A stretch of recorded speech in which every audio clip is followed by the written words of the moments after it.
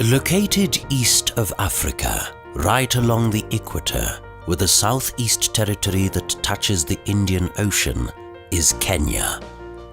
A dynamic nation with a vibrant economy and culture, globally known for its prowess in athletics, coffee with a strong, rich aroma, world-winning tourism offerings, and a leader in information communication technology.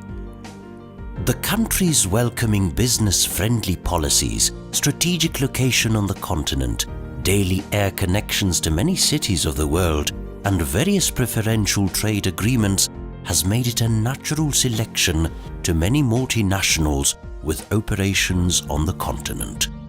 Kenya has one of the fastest growing economies in the sub-Saharan Africa. In 2015, the economy grew at 5.6%, peaking to 6.2% in the first half of this year. But with the growth, Kenya's main transport corridors, especially her major highways, have their capacity stretched to the limits.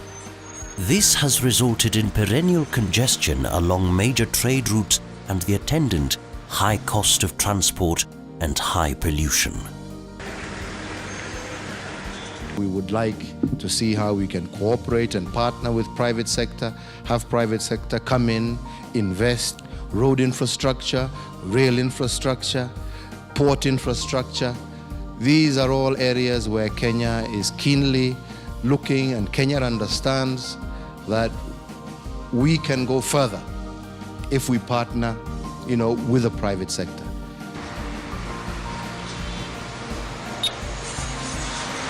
The situation is no longer tenable, and the government has planned to expand and manage these highways through partnership with the private sector. The government is taking these particular road projects through a public-private partnership because the government wants to mobilize additional resources, and these 5 projects are expected to raise additional $3.8 billion that the government would have not been able to raise through the budgetary resources. Now, these projects will be very different from public funded projects in that we are looking at creating more efficient transport systems. And the main difference is that these projects will be funded mainly by the private party. The private party will come on board and get a concession to build, finance, maintain, and operate the roads for a period of between 25 and 30 years. 3 major highways and a bridge identified for development and/or maintenance will unlock traffic snarl-ups along the Northern and Great North Trans-African Highway. The Northern Corridor starts at the maritime city of Mombasa, weaving its way through the landlocked nations of Uganda, Rwanda, Burundi, eastern parts of Democratic Republic of Congo, South Sudan, and northern Tanzania. 2 of the projects to be developed, the Nairobi-Mombasa Highway and the Nairobi-Nakuru-Mau Summit, are part of this corridor. Nairobi-Thika Road is part of the Great Trans-African Highway that connects Cape Town in South Africa to Cairo in Egypt in the north. In summary, the 4 road projects planned for capacity expansion and/or operation and maintenance are Nairobi-Mombasa Highway, Nairobi-Nakuru-Mau Summit, Nairobi-Thika Road, and the second Nyali Bridge.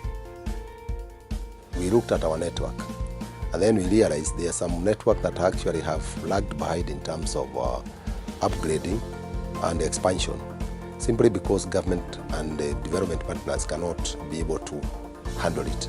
And therefore, we have identified mainly the Northern Corridor from Mombasa, Nairobi, Kisumu, and also to Maraba.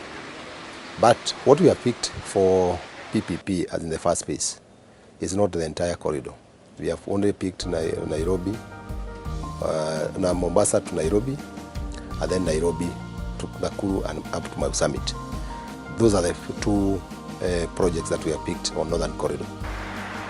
The Nairobi-Mombasa Road is one of the busiest and most strategic roads connecting the port city of Mombasa to the capital Nairobi. The highway carries over 90% of freight from the port of Mombasa to Nairobi and further westward to the rest of the East and Central African hinterland. Currently, the road exists for the larger part as a two-lane single carriageway. As the regional economies grow, the road continues to choke under growing traffic. We've had cases of traffic snarl-ups of going up to 24 hours. There's also a lot of trucks on the road, so this causes again, snarl-ups in traffic. So the project is rehabilitation of existing alignments and dualing of the same between Athi River to Mariakani. And the concession period will be 30 years. So the concessionaire will be expected to design, build, finance, operate, maintain and transfer the project to government after the 30-year concession period. Starting from Mombasa, the highway cuts through the towns of Mazeras, Mariakani, Manyani, Tsavo, Mtito Andei, Kibwezi, Makindu, Emali, Sultan Hamoud, Machakos turnoff, Athi River. The project road will terminate at the Jomo Kenyatta International Airport.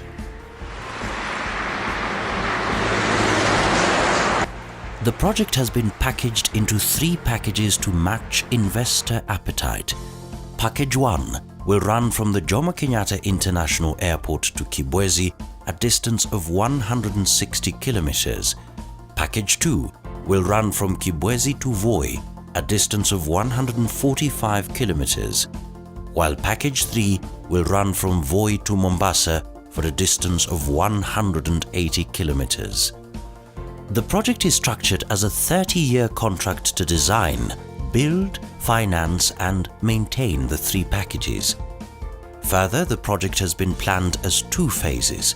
Phase 1, expanding the highway into a 4-lane dual carriageway with requisite interchanges, and later into a 6-lane dual carriageway. So we are looking at a dual carriageway right from Jomo Kenyatta International Airport all the way to Mombasa. And what we are looking at is shorter journey times. So if you're driving between Nairobi and Mombasa, you travel for less time. We're also looking at less congestion, and we're looking at a much better service. As you can see behind me, we have an example of Thika Road, which is a 8-lane highway. So I'm sure users of this road will really enjoy a dual carriageway right from Nairobi to Mombasa. The Nairobi-Nakuru-Mau Summit Road is the next part of the Northern Corridor, linking the capital city Nairobi to the western part of the country, to Uganda, Rwanda, Burundi, Democratic Republic of Congo, northern Tanzania and South Sudan. For the larger part, the road exists as a 2-lane single carriageway. Today, the Nairobi-Nakuru-Mau Summit Highway is a single carriageway, 2 lanes. And that's also one of the main problems of the road. As a result, travel times are very long. It takes you 4 hours on average to travel from Nairobi all the way up to Mau Summit, which could also be reduced to 2 hours if we would widen the road to 4 lanes. Safety is also a big issue. Some have called it a death trap. The average number of fatal accidents for 100 kilometers of road is more than 100. For comparison, in the Netherlands it is 3. So safety is a big issue. Very long travel times is a big issue. There's an urgent need to widen that road. The project will entail capacity expansion, operation and maintenance of the Nairobi-Nakuru-Mau Summit Road, as well as operation and maintenance of connecting roads, among them the 28-kilometer Nairobi Southern Bypass, the 12.5-kilometer Gitaru-Rironi section and the Mai Mahiu Naivasha Road, which branches from the highway from Rironi and joins later in Naivasha town. The main part of the project from Rironi to Mau Summit will entail capacity enhancement to a 4-lane dual carriageway and 6-lane dual carriageway for the 175-kilometre section. In addition, there's also a need to improve the conditions of the B3 C88 in order to strengthen the full road configuration between Nairobi all the way up to Mau Summit. With regard to the Southern Bypass, as you know, that road has been recently reconstructed, renewed to a modern 4-lane highway. But there's a need for ensuring that the road will continue to deliver its services. So the project also includes the operations and maintenance of the Southern Bypass. For how long? In total for a period of 30 years. The coastal city of Mombasa is the second largest city in Kenya with just above 1 million residents. The port city is a leading tourism and commercial centre. The island city is connected to the northern mainland through the existing Nyali Bridge constructed in early 1980s. The second Nyali Bridge is designed to reduce congestion and spur economic growth in Mombasa. Mombasa has grown rapidly and its population is now above 1 million people. And its economic well-being is vital not just for the people of Mombasa, but also for the general economy of Kenya, recognising its importance as a port and for tourism also.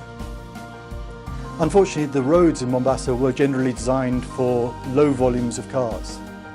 And with the growth in the number of people there, those roads have grown congested and are no longer able to cope with the volumes of traffic that there is. In particular, the existing Nyali Bridge and the feeder roads leading up to it have come close to their design capacity. A second Nyali Bridge will help significantly reduce congestion in the area and to develop the whole economy to a greater level. With growth of the northern mainland, especially in the affluent Nyali region, the bridge capacity is stretched to the limit, translating to long traffic snarl-up especially during morning and evening rush hours. The congestion flows back, clogging many of Mombasa city's other arteries. The second Nyali Bridge project will construct another bridge to provide another link between Mombasa and Nyali to ease pressure on the existing bridge and either sides of Chuda Creek, reduce travel costs and improve the economy of Mombasa. The importance of this bridge for the people of Mombasa and the people of Kenya at large. If you look at what is happening on Mombasa Island now, the growth is expanding outside the island. There's a lot of traffic congestion within the island, and this traffic congestion is spilling over to the other parts of Mombasa, Mombasa North Mainland, Mombasa South Mainland, Mombasa West, and even the highland itself. The second Nyali Bridge is actually intended to alleviate congestion of traffic on the existing Nyali Bridge, where we have speeds going as low as 6 kilometers per hour during peak hours. These are very low speeds, and the studies have shown that there will be continued deterioration in terms of traffic speeds if no measures are taken to reduce that congestion.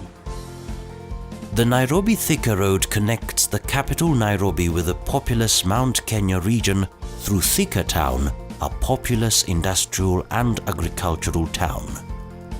The road was rehabilitated and upgraded by the government in 2013 from a single carriage 2-lane road to an 8-lane dual carriageway between Kasarani and Pangani, 6 lanes dual carriageway from Kasarani to Thika Town overpass, and a 4-lane dual carriageway between Thika overpass to Blue Post Hotel.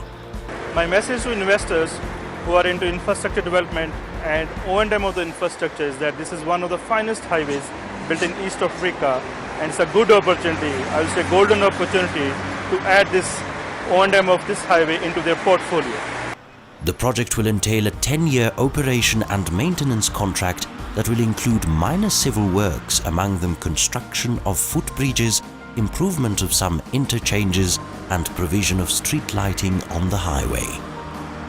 Currently, the problem is it's the urban highway, and a lot of traffic during peak hour is plying on the highway, ranging from 110,000 to 150,000 vehicles per day. The projects in this program have been selected to include the busiest highway in the country, traversing regions with huge economic potential and expected to usher unprecedented growth, providing decent returns for investors and unlocking full potential all across the country.